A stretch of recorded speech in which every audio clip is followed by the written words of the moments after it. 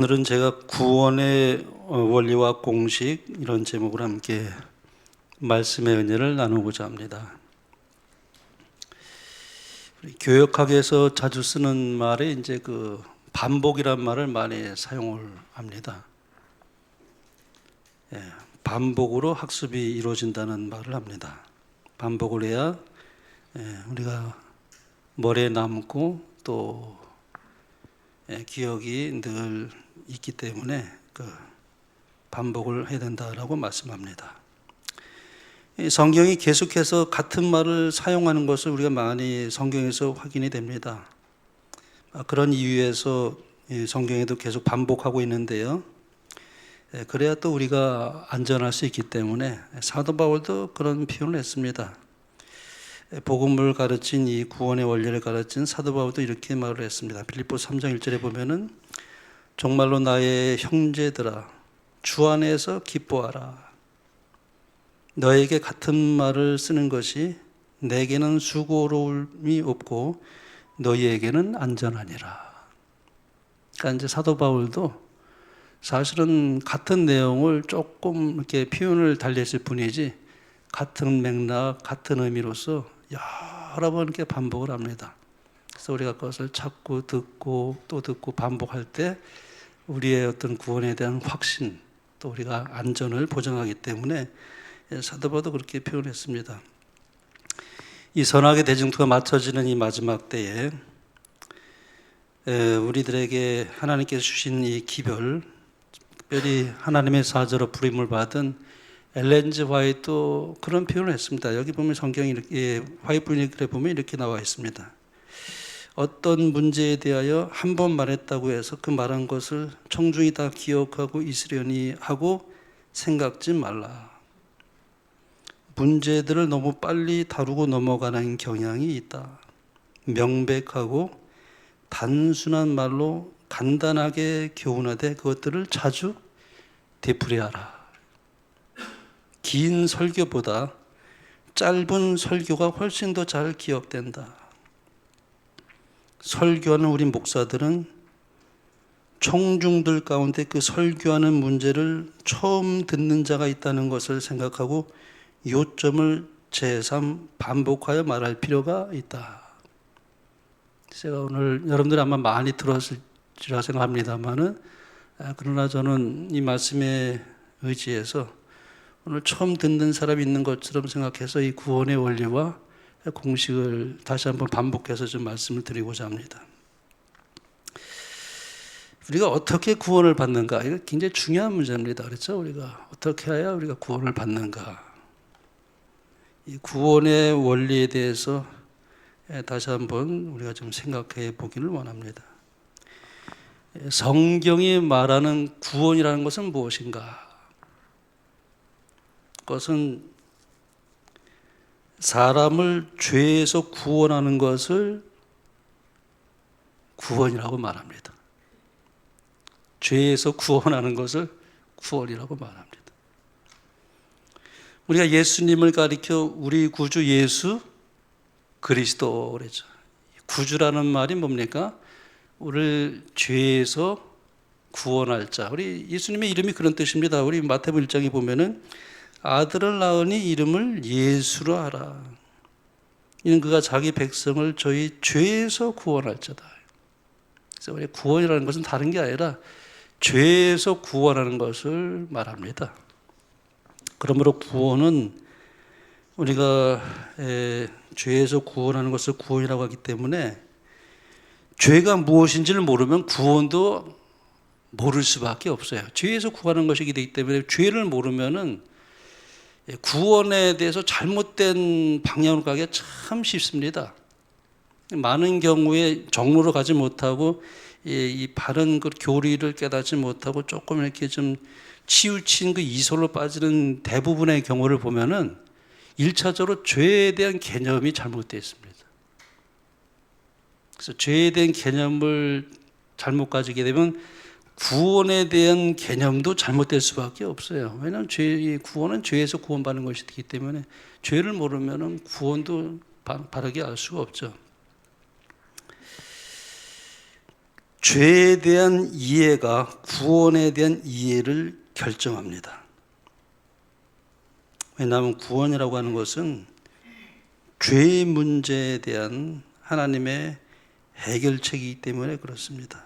그래서 죄의 본질을 모르면, 죄의 개념이 잘못되면 잘못된 구원에 빠질 수밖에 없죠. 영감의 글로 한번 확인해 보겠습니다. 죄인이 죄를 구성하고 있는 것이 무엇인지를 알지 못하면 자기의 유죄를 깨달을 수 없다.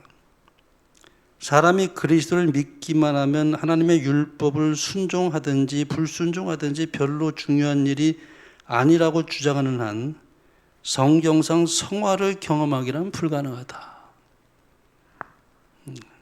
잘못된 죄에 대한 개념은 잘못된 성경의 성화로 나갑니다. 그러면 죄가 어떻게 시작되는가? 우리 잘 아는 대로 창세기에 보면 그랬죠. 여호와 하나님이 그 사람에게 명하여 이르시되 동산 각종 나무의 열매는 내가 임의로 먹되 선악을 알게 한 나무의 열매는 내가 먹지 말라. 내가 먹는 날에는 반드시 죽으리라. 근데 사실 이 창세기에 있는 이 말씀은 죄가 무엇인지를 이해하는데 굉장히 기초적인 아주 중요한 성경 구절입니다. 왜냐하면 죄가 여기서 시작됐으니까요. 죄의 본질이 무엇인지를 가장 잘 알 수 있는 성경 구절은 사실 여기에 담겨 있다고 우리가 볼 수가 있는데요. 엘렌 G 화이트는 이렇게 말했습니다. 우리의 첫 부모에게 주어진 네가 먹는 날에는 정령 죽으리라는 경고는 저희가 금단의 실과를 먹은 바로 그날에 죽으려는 것을 암시하지 않았다. 바로 죽는다는 것을 암시하지 않았다는 것입니다. 죄의 삭슨 사망이기 때문에 저희가 죄를 지으면 바로 죽어야 된다고 생각하는데 그걸 암시한 것이 아니라고 영감의 글은 그렇게 말씀합니다. 그러나 그날에 취소할 수 없는 선고가 언도될 것이었다. 불사불멸은 순종을 조건으로 그들에게 약속되었으며 범죄한다면 그들은 영생을 잃어버릴 것이었다. 바로 그날 그들은 죽음의 운명을 처하게 될 것이었다. 영원히 생존하려면 사람은 생명나무의 열매를 계속 먹어야 하였다. 여기 중요한 말합니다. 영생하려면 뭐라고요? 생명나무의 과실을 계속 먹어야만 했다는 것이에요. 영감의 글은 하나님께서 화이트분에게 영감을 주셔서 기록한 것이기 때문에 우리가 이 표현을 우리가 그대로 이렇게 받아들여야 된다는 것이죠. 영생하려면 뭐라고요? 생명나무 열매를 계속 먹어야 하였다. 이것을 박탈당하면 그의 활력은 점차로 사라져 마침내 생명이 소멸될 것이었다. 그러니까 우리가 선악과를 먹으면 반드시 바로 죽는다는 것을 암시하지 않았다고 했습니다. 먹고 나서도 뭐예요? 영원히 살려면 생명나무 열매를 계속 먹어야만 했다는 것입니다. 선악을 알게 하는 나무 열매는 먹지 말라. 먹는 날은 반드시 죽는다 그랬죠. 근데 사탄은 뭐라 했습니까? 뱀을 먹이려 해서 하와를 유혹할 때 이렇게 말합니다. 뱀이 여자에게 이르되 너희가 결코 죽지 아니하리라. 하나님은 반드시 죽으리라고 말씀하셨고 사탄은 결코 죽지 아니하라고 말씀했습니다. 그런데 하와가 반드시 죽으리라고 한 하나님의 말씀을 믿지 않고 결코 죽지 아니하리라고 한 사탄의 말을 받아들였습니다. 마음으로. 그걸 믿었습니다. 그렇게 해서 하와가 선악과를 먹게 됩니다. 계속해서 영감의 글은 이렇게 말합니다. 사탄은 하나님이 참으로 너희더러 동산 모든 나무의 실과를 먹지 말라 하시더냐고 물었다. 부드럽고 듣기 좋은 말씨, 음악적인 음성으로 하와에게 속삭였다. 하와는 하나님께서 뱀에게 말하는 능력을 주시 않았다는 것을 알기 때문에 깜짝 놀랐다. 하와의 호기심이 발동하였다. 하와는 그 자리에서 피하는 대신에 뱀이 말하는 것을 들으려고 귀를 기울였다. 이때 자리를 피했으면 얼마나 좋았을까요? 그랬죠? 하나님께서 천사를 통해서 미리 말씀했어요. 경고했습니다. 아담의 곁을 떠나지 말라고 그랬습니다. 그러니까 아담의 곁을 떠나지 말았어야 했는데 떠났다는 것을 알았을 때 이때 자리를 피해서 바로 아담에게 갔다면 범죄하지 않았을 것입니다. 근데 여기 어떻게 있습니까? 뱀이 말하는 것을 들으려고 귀를 기울였다. 그는 타락한 원수가 뱀을 매개자로 이용하고 있으라고는 꿈에도 생각하지 못했다. 말하는 자는 뱀이 아니고 사탄이었다. 뱀에게 들어가서 말한 거죠, 사탄이. 하와는 하나님을 거짓말쟁이로 만드는 사탄의 그럴듯한 주장을 받아들였다. 우리의 시조는 뱀의 말을 믿기로 선택했다. 하와는 뱀에게 속아서 하나님을 믿고 신뢰하는 대신에 비루하게도 하나님의 선하심을 믿지 않고 사탄의 말을 중히 여겼다. 이것이 이제 계시의 글입니다. 영감의 글이에요. 사탄은 여인을 유혹하여 하나님의 사랑을 불신하고 그분의 지혜를 의심하고 그분의 율법을 범하게 하였으며 그 여자를 통하여 그는 아담을 넘어뜨렸다. 이것이 죄가 이 땅에 들어오게 된 그 과정을 영감의 글은 그렇게 표현한 것입니다. 이걸 이렇게 자세하게 표현할 수 있는 분은 화일분밖에 없습니다. 어떤 신학책을 읽어도 이렇게 자세하게 표현하는 글을 제가 읽질 못했어요. 왜냐하면 성령께서 엘렌 G 화이트에게 영감을 주었기 때문에 그걸 아주 정확하게 묘사하는 것입니다. 또 이렇게 기록합니다. 하와는 사탄의 말을 참으로 믿었으나 하나님의 말씀을 불신하여는 바 바로 이것이 그 여자를 타락으로 이끈 것이었다. 그 여자가 나무를 본즉 먹음직도 하고 보암직도 하고 지혜롭게 할 만큼 탐스럽기도 한 나무인지라 여자가 그 실과를 따먹었다. 이렇게 말씀하고 있습니다. 아담과 하와가 선악과를 먹고서 생명나무의 열매를 계속 먹을 수 있다면 그들이 죽었을까요? 안 죽었을까요? 여러분 생각 어떻습니까?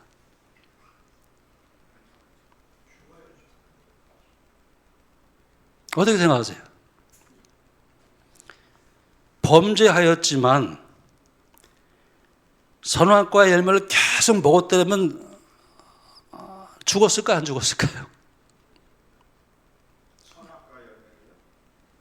아니죠. 생명나무 열매를 선악과를 먹고 선악과를 먹고 죄를 범했지만 그럼에도 불구하고 생명과를 계속 먹었더라면 아담과 하와가 죽었을까 안 죽었을까 그걸 묻는 것입니다. 예? 계속 살았을 것이라고 생각합니까? 네?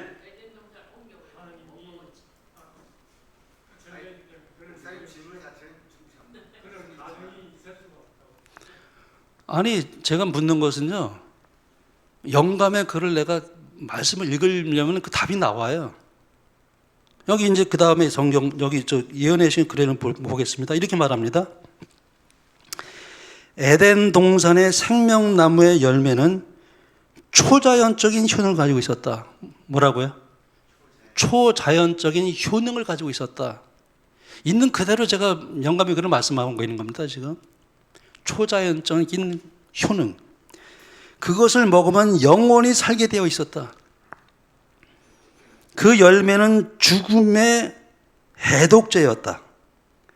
그 잎사귀들은 생명의 지탱과 불멸을 위한 것이었다. 그러나 사람의 불순종 때문에 죽음이 세상에 들어왔다. 이 말에 의하면 죽었을까요? 살았을까요? 계속 먹었더라면. 예? 살았다는 얘기 아니겠습니까? 영감의 글이 이렇게 말하고 있습니다.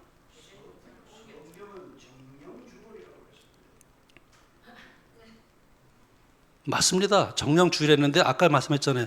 당장 죽으라는 것을 암시하지 않았다 그랬잖아요.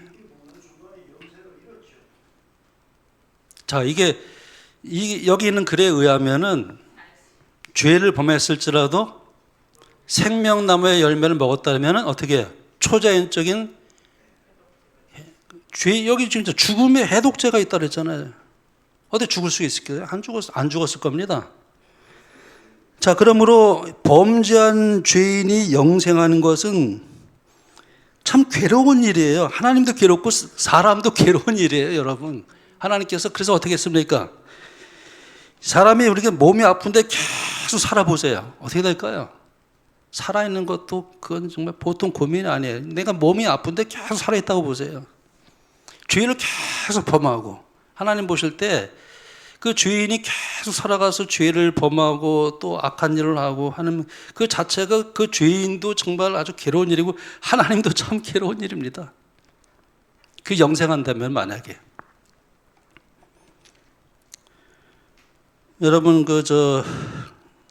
아담이 그렇게 죄를 범하고 죽는 것이 너무나 두려웠다고 그랬습니다. 계시의 글에 보면은 영감의 글에 보면은 그래서 죄는 범하였어도 죽지 않게 해달라고 하나님께 간절히 아담과 간청했다고 그랬습니다. 그러나 아담과 하와가 거의 1000년 가까이 살면서 험한 걸 다 보았습니다. 큰아들이 자기 동생을 죽인 것도 보았고 험한 일을 다 보게 되면서 결국 마지막에는 죽는 것이 하나님의 자비라는 것을 아담과 깨달았다고 했습니다. 고통이 너무 심하면 괴로움을 견딜 수가 없으면 사람이 어디로 들어가냐면 뇌가 혼수 상태에 들어갑니다. 교통사고 당해가지고 너무 아주 엄청난 그런 아픔이 있을 때는 혼수 상태로 들어가요. 의식을 잃어버려요. 사람이 너무 고통이 심해서 감당하지 못하게 될 때는 하나님께서 잠을 재우시는 것입니다. 죽음은 바로 잠이에요. 너무 견디기 힘들면 하나님께서 잠을 재워주시죠. 자, 여기 이렇게 말씀합니다. 한 구절 더 보겠습니다. 아담과 하와가 하나님을 순종하지 않고 그분의 불쾌히 여기심을 받은 후에 생명과를 먹고 저희의 죄악의 생애를 계속하도록 하는 것이 사단이 심사숙고한 계획이었다. 그러나 거룩한 천사들은 생명나무로 가는 길을 차단하기 위하여 파견되었다. 이게 영감의 글이에요. 그래서 생명나무에 가는 길을 차단시켰을 뿐만 아니라 생명나무를 어디로 옮겼습니까? 하늘로 옮겼어요. 그 에덴 동산의 그 생명나무를 하늘로 옮겼다고 여기 영감의 글은 여기 이렇게 말씀합니다. 죄가 들어온 후 하늘의 농부께서는 생명의 나무를 하늘의 낙원으로 옮겨 심으셨다. 그러니까 하와의 범죄는 선악과를 먹으면 반드시 죽으리라고 한 하나님의 말씀을 믿고 신뢰하는 대신에 사탄의 말을 더 중히 여기고 불신하는 순간 죄가 시작된 것입니다. 하와가 그 열매의 손을 뻗치기 전에 그녀는 이미 하나님의 뜻보다는 사탄의 말을 따르기로 선택한 것입니다. 이것이 죄의 본질이에요. 시험을 받는 것은 죄가 아닙니다. 예수님도 시험을 받으셨죠. 그러나 죄를 짓지는 않으셨습니다. 시험에 넘어가지 않는 죄가 아니죠. 하와는 하나님의 말을 믿는 대신에 뱀의 말을 믿기로 선택했습니다. 영감의 글은 이렇게 기록합니다. 죄를 이루는 것은 큰 불순종의 행위가 아니고 지극히 작은 것에서 하나님이 나타낸 뜻과 충돌을 빚는 것이다. 죄란 무엇인가? 하나님의 뜻과 충돌을 빚는 거예요. 그래서 성경은 죄를 하나님과 사람 사이의 관계적인 개념으로 많이 설명합니다. 관계적인 개념으로. 성경이 말하는 죄라는 것은 생명의 근원이신 하나님의 뜻과 충돌되는 것, 이것이 죄에 대한 정의인데 시대소망에 보면 이렇게 말씀합니다. 하나님은 생명의 근원이시다. 사람의 죄를 섬기기로 선택할 때 하나님께로부터 분리되어 스스로 생명에서 끊어지는 것이다. 하나님은 생명의 근원이시죠. 사람의 죄를 섬기기로 선택할 때 하나님께로부터 분리되어 스스로 생명에서 끊어지는 것이다. 하나님이 멸망시키는 게 아닙니다. 영생의 근원에서 분리되어 떨어져 나가기 때문에 스스로 생명에서 끊어지는 것입니다. 죽는 것입니다. 사망이에요. 근데 그것이 뭐냐면은 생명나무로 가는 길을 차단시켰기 때문에 죽을 수밖에 없는 존재가 됐다는 얘기입니다. 선고됐다는 얘기예요. 이미 돌이킬 수 없어요. 왜? 하나님께서 그 길을 차단시켰잖아요. 가지 못하도록. 그리고 하늘로 옮기셨어요. 죄인이 영세하는 것을 하나님이 원치 않으셨습니다. 영감이 그러면 이렇게 관련해서 이렇게 또 기록합니다. 하나님은 생명의 근원이시기 때문에 그분과 교통함으로써만 생명을 소유할 수 있다. 하나님을 떠나면 목숨은 잠시 부지할지 모르나 생명은 소유할 수 없다. 여기 목숨과 생명을 다르게 설명하고 있습니다. 목숨은 부지할지 모르지만 하나님을 떠나면 생명은 소유할 수가 없다. 그래서 교만한 사람은 하나님과 교통하지 않아요. 그래서 교만이 참 패망의 선봉이라고 말하는 건 뭐냐면 교만은 하나님과 교통하지 않습니다. 그래서 멸망한 것입니다. 하나님과 분리되는 것입니다. 신명기 8장에 보면은 두렵건대 내 마음이 교만하여 내 하나님 여호와를 잊어버릴까 하노라. 교만한 사람 하나님과 교통하지 않게 됩니까? 결국 하나님을 잊어버리게 된다는 것입니다. 그래서 결국 멸망한다. 구원을 잃어버린다는 것입니다. 그럼 교만의 반대는 무엇인가? 겸손이죠. 겸손한 마음으로 하나님과 연결되는 거면 사는 것입니다. 그것이 구원의 단순한 원리예요. 여기 이사야에 보면 이렇게 말씀합니다. 여호와께서는 자기 백성을 기뻐하시며 겸손한 자를 구원으로 아름답게 하심이로다. 겸손한 자를 구원으로 아름답게 하신다고 말씀합니다. 사실상 믿음으로 말미암는 의라고 하는 것은 사실 복잡한 이론이 아니에요. 아주 단순한 겁니다. 겸손한 마음을 가지고 하나님의 말씀을 그대로 어린아이처럼 그것을 받아들이고 믿고 신뢰하고 그것을 예수님을 영접하면 그냥 구원이에요. 그래서 거듭나게 되면 하나님의 생명이 들어오기 때문에 그래서 우리의 그 율법이 우리 마음에 기록된다 그러지 않았습니까? 그 생명이 들어온 증거예요. 우리의 마음, 그것이 새 언약이라고 했습니다. 우리가 예수님을 구주로 영접하면 이제 예수님이 우리 마음에 들어오시게 되면서 또 다른 표현이 뭐냐면 하나님의 율법은 우리 마음에 기록이 된다고 그랬어요. 그러니까 하나님의 말씀을 사랑하게 돼 있고 말씀을 따르게 돼 있고 그것이 계속 내 마음을 지배하게 돼 있어요. 그 죄를 미워하게 되는 겁니다. 이게. 거듭나게 되면 죄를 미워하게 돼 있어요. 물론 우리가 실수할 때도 있습니다. 여전히 육신의 정욕과 늘 싸우다가 주님을 이렇게 늘 바라봐야 되는데 주님을 바라보지 않으면 또 육신이 나를 지배할 때 우리가 넘어져요. 그러나 그럴 때 다시 뭐예요? 예수님을 바라보는 것입니다. 그러면서 의인은 7번 넘어지더라도 8번 일어나잖아요. 왜냐하면 내 안에 생명이 나를 그렇게 일으켜 세워줘요. 그래서 계속 그 길을 가게 돼 있어요. 왜? 우리가 예수님을 포기하지 않은 한 예수님은 절대 우리를 포기하지 않습니다. 생명이 들어오고 난 이후에는. 그래서 칭의를 경험하면 성화는 자연히 수반되는 것입니다. 성화로 구원받는다는 개념이 아니라 칭의로 구원받지만 칭의는 반드시 성화의 열매를 맺는다. 근데 성화를 너무 강조하다 보면 칭의랑 별로 분리돼서 자꾸 성화를 강조하게 되기 때문에 잘못된 이론에 빠질 수가 있다는 얘기예요. 성화는 당연히 중요하죠. 성화는 품성의 열매니까요. 근데 그것이 먼저 기초가 되는 게 뭐냐면 칭의를 경험하면서 같이 가는 거예요. 니고데모의 실패가 바로 그것이었습니다.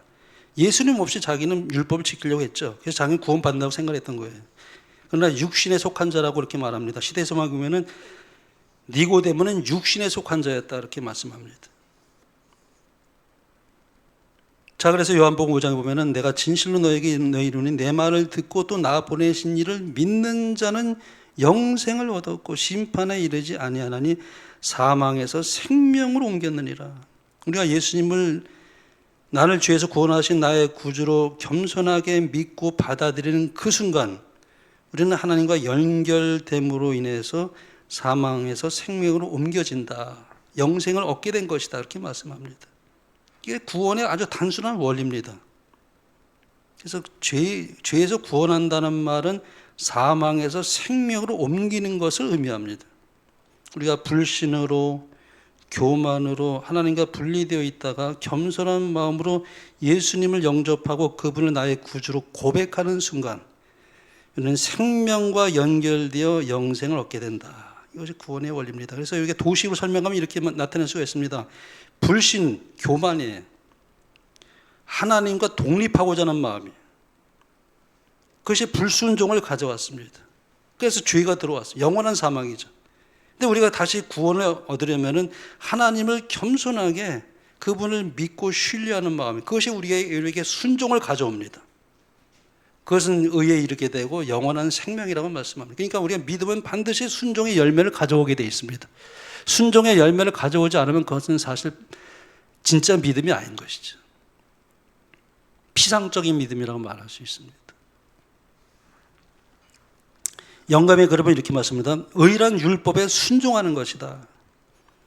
율법은 의를 요구하는데 바로 이것을 죄인이 율법에게 빚지고 있다. 그러나 죄인은 그 빚을 갚을 능력이 없다. 그가 의에 이를 수 있는 유일한 방법은 오직 믿음을 통해서 얻는 것뿐이다. 그는 믿음에 의해서 그리스도의 공로를 하나님께 가져갈 수 있으며 하나님께서는 당신의 아들의 순종하심을 죄인의 계정에 두신다. 인간이 실패한 자리에 그리스도의 의를 받아들이시고 하나님께서는 회개하고 믿는 영혼을 받으실 뿐만 아니라 용서하시고 의롭게 하시며 그를 마치 의인인 것처럼 취급하시고 당신의 아들을 사랑하신 것처럼 그를 사랑하신다. 믿음이 의로 간주되는 것은 바로 이런 까닭에서이다. 믿음의 의입니다. 오직 믿음으로 의를 우리가 얻을 수가 있다는 얘기를 말씀합니다. 한 말씀 더 보겠습니다. 아담이 불순종으로 잃어버린 하늘나라를 그리스도께서 당신의 완전한 순종으로 다시 찾으셨기 때문에 우리는 하나님께 끊임없는 감사를 드릴 이유가 여기에 있다. 아담이 범죄하였으므로 그의 후손들은 그의 범죄와 그 결과를 함께 나누게 된다. 그러나 예수님께서 아담의 죄를 담당하셨으므로 둘째 아담이신 그리스도에게로 피하는 아담의 모든 자손들은 범죄의 형벌에서 피할 수 있게 된다. 구원의 원리를 참 엘렌 G 화이트는 너무나 단순하고도 아주 간명하고 이해하기 쉽게 너무 잘 설명합니다. 사실은 두 아담이 존재하죠. 이 땅에는 우리에게 죄를 가져온 것은 첫 아담이었고 우리에게 의를 가져온 것은 둘째 아담. 그분이 그래서 두 아담이 이 세상에 존재합니다. 성경에는 둘째 아담이란 말은 없습니다. 사도 바울이 둘째 아담이라는 말을 사용하지 않는데 우리가 둘째 아담이라고 말하죠. 근데 둘째 사람이라고 말을 했어요. 근데 아담은 사람이란 뜻이기 때문에 둘째 아담에도 똑같은 말에 둘째 아담이라는 말 안 했지만 둘째 사람이라고 말했으니까요. 그래서 이제 이 세상에는 두 아담만 존재하기 때문에 그래서 이 사도 바울은 또 마지막 아담이라고 그렇게 표현했습니다. 오직 그분만이 유일한 둘째 아담 되시기 때문에 마지막 아담이라고 그렇게 표현했습니다. 다 같은 칭호예요. 근데 이제 우리가 이제 화이트는 둘째 아담이라는 말을 많이 사용했습니다. 그래서 사도 바울은 그렇게 얘기했는데 사실 이 두 아담의 뜻을 잘 이해하게 되면은 그 사람은 복음을 완전히 이해했다고 할 수 있을 만큼 아주 중요하고 분명한 복음의 핵심이 이 두 아담 이야기에서 나옵니다. 이 두 아담에 대한 얘기를 알면은 사실은 복음을 깨달았다고 말할 수 있다는 것이에요. 고린도 15장에 보면 이렇게 말합니다. 아담 안에서, 이 첫 아담이죠. 아담에서 모든 사람이 죽은 것 같이 그리스도 안에서, 둘째 아담이죠. 둘째 아담 안에서 모든 사람이 삶을 얻으리라. 아담 안에서 모든 사람이 죄로 인하여 죽은 존재가 되었지만 그러나 둘째 아담이신 그리스도 안에서 우리 모든 사람의 그분의 의를 인하여 생명을 얻게 되었다. 그래서 우리는 첫 아담 안에서 죄인으로 첫 번째 출생을 다 우리가 모두 했지만은 둘째 아담이신 그리스도 안에서 두 번째 출생을 합니다. 이것이 거듭남이에요. 이게 중생입니다. 그리스도 안에서 우리가 두 번째 출생을 해요. 하늘에서부터, 위로부터 오는 생명. 그래서 우리가 우리는 다 지금 하나님의 생명이 우리에게 있는 상태예요. 이 거듭남입니다. 우리가 이 거듭남이 없으면 구원을 받지 못하죠. 근데 여기서 이 안에서라는 말이 참 중요한 말이에요. 이 복음의 아주 진수예요. 이 안에서라는 말을 참 사도 바울은 200번도 넘게 그의 바울 서신에 기록합니다. 우리가 이 사도 바울이 복음을 이해하기 위해서 이 그리스도 안에서라는 말을 참 많이 사용했는데 이 그분의 복음의 어떤 그 아주 중심 사상이 그 표현에 나와 있는데요. 이 안에서라는 말을 이해하기 위해서는 구약을 우리가 이해할 필요가 있습니다. 구약. 사도 바울은 언제나 복음을 설명할 때 구약에서 인용합니다. 사도 바울은 구약에 정통한 사람이었어요. 그는 정말 모세오경을 다 암송하는 사람이었어요. 상상도 못해요. 모세오경을 다 암송한다는 건 상상도 못하는 거 아닙니까? 그만큼 구약, 이제 눈이 멀었을 때, 그가 거기서 이제 있을 때 계속 구약을 생각하면서 그리스도를 발견한 거예요. 사도 바울이. 구약을 통해서 예수님을 발견한 겁니다.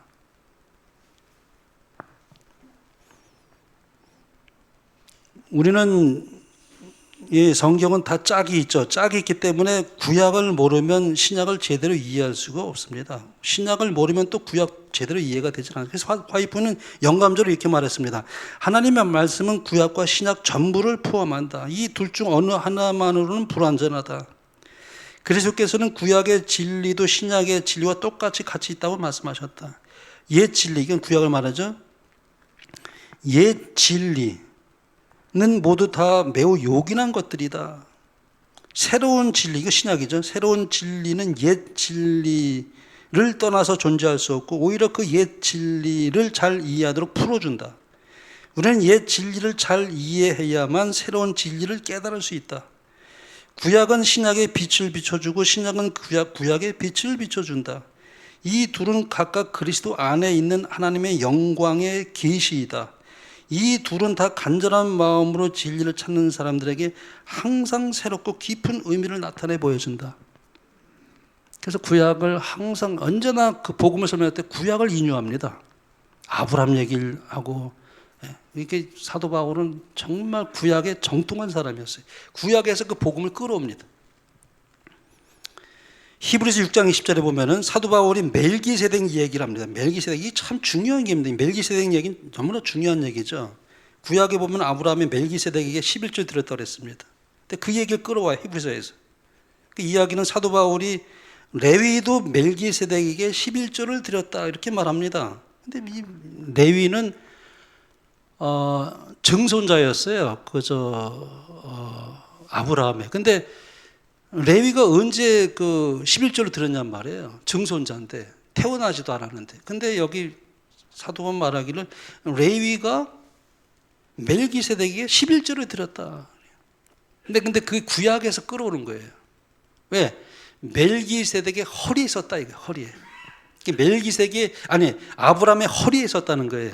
아브라함이 11조를 멜기세덱에게 드렸을 때 허리에 있었던, 태어나지도 않았지만 그 허리에 있었던 레위도 함께 11조를 드렸다. 누구 안에 있었다는 얘기예요? 아브라함 안에 있었다는 얘기예요. 그 아내라는 말이 멜기세덱에서 끌어온 말이에요. 그래서 우리가 아담 안에서 죄를 범했다? 그 말이 그 말이죠. 우리가 태어나지도 않았지만 아담이 범죄할 때 나는 그 아담 안에 있었기 때문에 내가 죄를 범한 죄인이 되는 거예요. 이건 애기일지라도 마찬가지예요. 애기는 뭐 선택하지 않았기 때문에 죄를 진 것이 아니다라고 그렇게 완전주의자는 그렇게 얘기하는데 절대 그렇지 않죠. 애기일지라도 아담 안에서 다 죄인이에요. 태어나기 전에 이미 아담의 범죄했을 때 그 안에 있었기 때문에 다 죄인이라는 것이죠. 내가 선택하지 않았을지라도 죄인이에요. 죄인이 못 지닌 죄 중에 나를 잉태했다 그래서 그 다윗이 그렇게 말하지 않았습니까? 우리가 왜 죽는가? 죄인이기 때문에 죽는 거예요. 그럼 갓난아기 죽지 말아야죠. 근데 언젠가 본색이 드러나야 그 아이가 자라가면서 그 죄인의 본능이 나타나잖아요. 당장 그 갓난아기가 선택하지 않았을지라도 나중에는 그게 나타나요. 죄인입니다. 다 죄인이에요. 아담 안에서 다 죄인입니다. 근데 감사한 것은 아담 안에서 죄인이지만은 그리스도 안에서는 의인이에요. 아담의 죄책을 물어서 우리를 그렇게 하지 않고 아담 안에서 죄인이지만 그거를 하나님께서 우리를 그렇게 해서 그 모든 것을 다 해결해 놓으셨어요, 이미. 그래서 두 조상이에요. 아담은 우리의 첫 조상이죠. 육신으로 말하면. 그러나 영적으로 말하면 예수님은 우리의 또 다른 믿음의 조상이에요. 그분 안에서 있기 때문에 우리가 구원받는 것입니다. 그분이 다 죄를 해결할 때 내가 누구 안에 있었다는 게 그분 안에 있었어요. 나는 아무것도 한 것이 없어요. 근데 그분의 순종이 나의 순종이 되는 거예요. 얼마나 놀라운 얘기입니까? 이게 두 아담 얘기가. 첫사람 내가 아담 있을 때 존재하지도 않았는데요.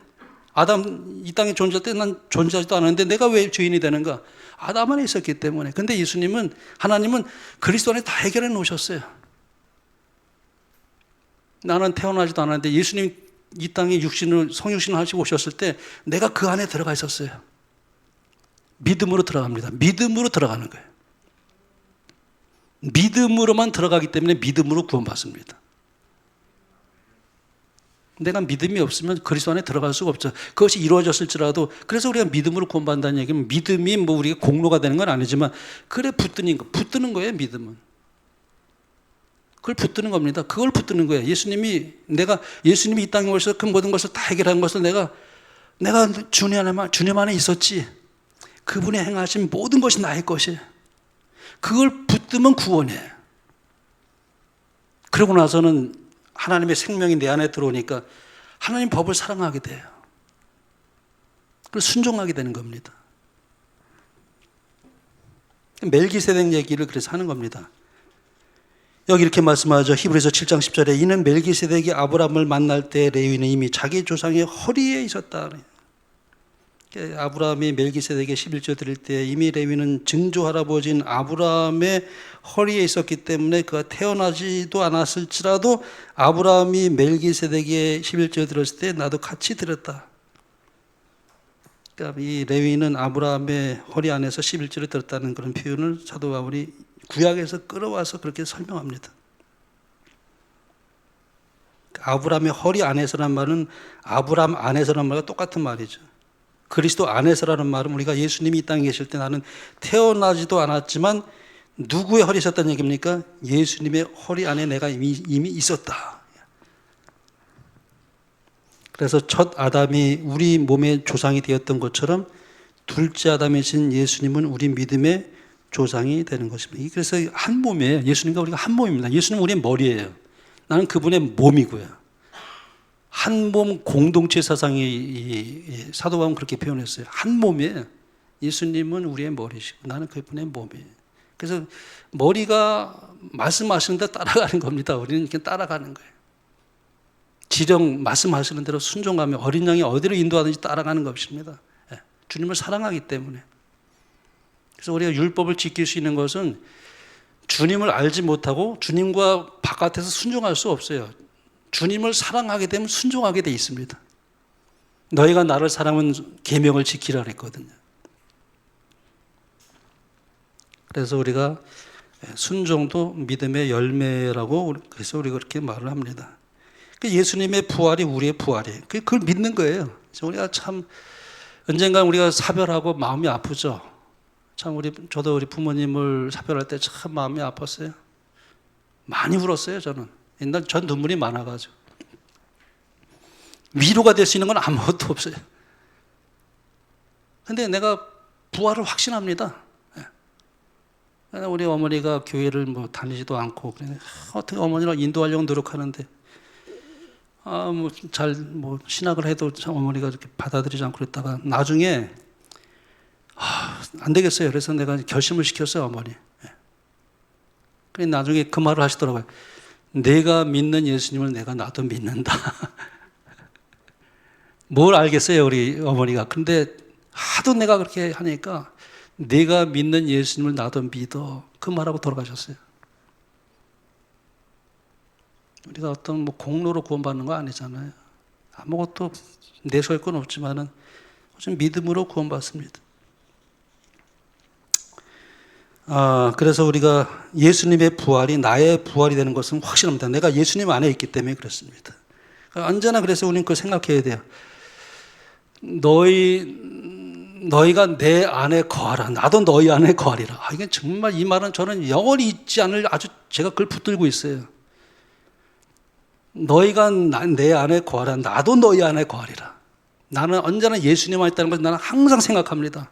주님이 나는 주님 안에 계신다. 근데 그와 동시에 예수님은 내 안에 계시는 거예요. 그래서 사도 바울이 내가 그리스도의 십자가에 못 박혔나니 그중 내가 사는 것이 아니 오직 내 안에 그리스도께서 사는 것이라 그래요.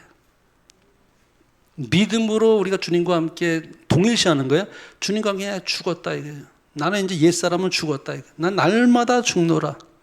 그러면서 날마다 부활을 경험합니다. 사도 바울은. 예수님이 내 안에 사신다. 내 안에 사신다. 우리가 날마다 부활의 경험을 하면서 살아갑니다. 그게 우리 그리스도인의 생명의 삶의 원리라고 말할 수 있습니다. 그래서 하나님께서는 이 신비한 연합으로 예수님을 두 번째 마지막 아담이 되게 하셨기 때문에 그것이 우리의 유일한 희망입니다. 그래서 우리가 이제 이 말이 참 이해가 되는 거예요. 그래서 여기 고린도서 이렇게 말씀했습니다. 너희는 하나님으로부터 나서, 그렇죠? 거듭났잖아요, 우리가요. 너희는 하나님으로부터 나서 그리스도 예수 안에 있고 그래요.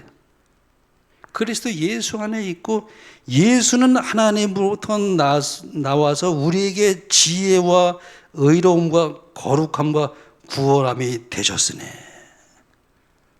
이 말이 우리가 이해가 되죠. 내가 이제 그리스도 안에 있기 때문에 예수님의 거룩하심, 의로우심, 그분의 구원함이 내게 됐다는 거예요. 나에게.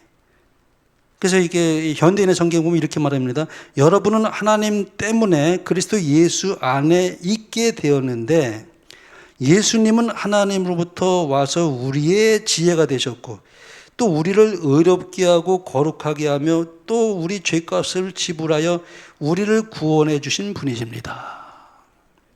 이것을 붙들고 있는 한 우리가 멸망하지 않습니다. 우리가 마지막 임종의 순간까지라도 이 말씀을 붙들어야 돼요.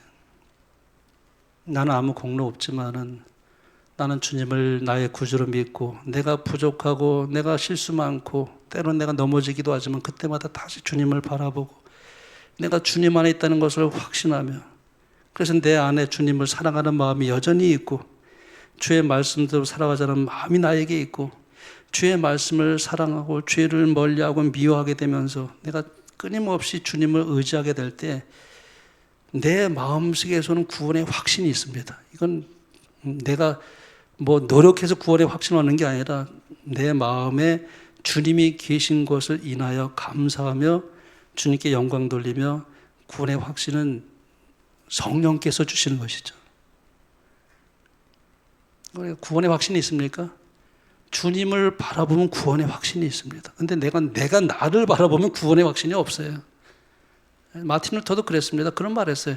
내가 나를 보면 내가 어떻게 구원을 받을까 염려된다 그랬어요. 근데 내가 주님을 바라보면 내가 구원을 어떻게 잃어버릴까 염려된다. 구원을 잃어버리지 않는다는 얘기예요. 주님을 바라보면. 이것이 구원의 원리라고 말씀할 수 있습니다. 이 구원의 원리는 참 단순합니다. 주님을 우리가 믿음으로 구원받습니다. 그리고 주님의 것이 나의 것이 된다고 하는 이 확신은 우리가 주님 안에 거할 때 주님이 우리 안에 거하신다고 우리가 분명히 말씀을 약속했습니다. 그래서 우리가 영원한 생명은 오직 예수 그리스도 안에 거할 때 이루어질 것이며 그것은 지금 영원한 생명나무 열매는 우리가 하늘에 가서 먹는다 그랬죠. 물론 이제 우리가 그 말도 이해가 되는 거예요. 우리가 하나님을 떠나면 그것이 사망이에요. 그렇지 않습니까? 근데 이제 화이부인은 그걸 그렇게 표현했어요. 그래서 우리 말씀을 그대로 받아들인 것이 하나님을 떠나면 그냥 사망이에요. 그건 말할 것도 없죠. 생명의 근원에서 차단되는 건데 어떻게 그건 말할 것도 없어요. 하나님을 떠나면 사망입니다. 근데 하나님과 연결되면 영생이에요. 네, 어떻게 우리가 하나님과 연결되는가? 오직 예수님을 통해서만 연결됩니다. 그분은 우리의 중보자시고 그분은 우리의 구주가 되시고 나는 연약하고 보잘것없는 그런 죄인이지만 그러나 얼마나 감사합니까? 그럼에도 불구하고 우리의 체질을 아시는 주님께서 때로는 우리가 넘어질 때라도 다시 성령을 통해서 일으켜 세워주시고 다시 소망을 갖게 하시고 그래서 다시 주님을 바라보게 하시고 그리고 우리가 끝까지 주님을 믿고 의지하며 나가게 될 때 구원은 하나님이 주시는 선물이기 때문에 그걸 내가 구원 받기 위해서 노력해서 받는 게 아니라 그냥 구원은 하나님 주시는 선물이에요. 선물입니다. 그래서 감사하게 되는 것이고 그래서 감사함으로 순종하게 되는 것이죠. 하나님께서 이런 구원의 확신을 주시고 이 구원의 원리를 분명하게 이해하게 되면서 믿음으로 늘 승리할 수 있는 여러분과 저의 삶이 되길 바라며 말씀을 마치겠습니다.